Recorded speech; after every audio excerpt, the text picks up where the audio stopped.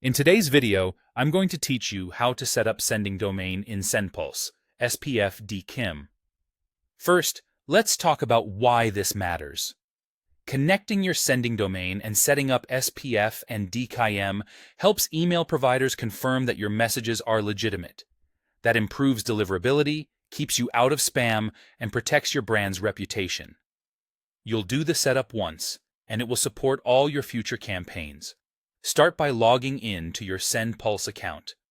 Once you're in, navigate to the email section. From there, go to Service Settings and Open Domain Settings. Depending on your interface, this area might also be labeled Sending Domain. If you're unsure, look for wording related to domain authentication or sending domains. Next, click the button to activate or add domain. This tells Sendpulse which domain you intend to use for sending emails and prepares the platform to generate the DNS entries you'll need later. When prompted, enter your domain name in plain format. Type it as your domain.com without adding http, https, or www. This is important because protocols and prefixes are for web addresses, not domain identity in email authentication. If you're using a subdomain for sending, like newsletter.yourdomain.com, enter just that subdomain as it appears, still without any protocol or slashes. After you've entered the domain, click the option to Get SPF and DKIM Records, or a similarly named button. Sendpulse will generate the exact records required for your domain. These typically include SPF and DKIM entries, and the interface will show you the host names and values you'll need. Don't worry about the technical jargon here.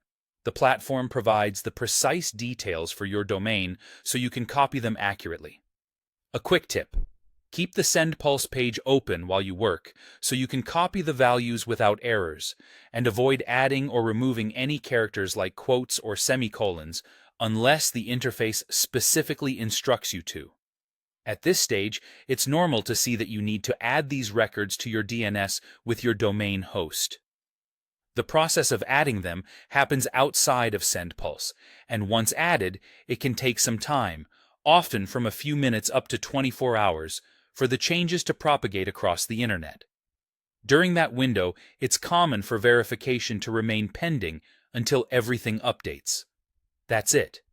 You've logged in, found the domain settings, activated or added your domain, entered it correctly, and generated your SPF and DKIM records.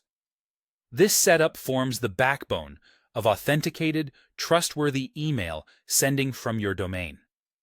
Thanks for watching, and great job taking this important step toward better deliverability.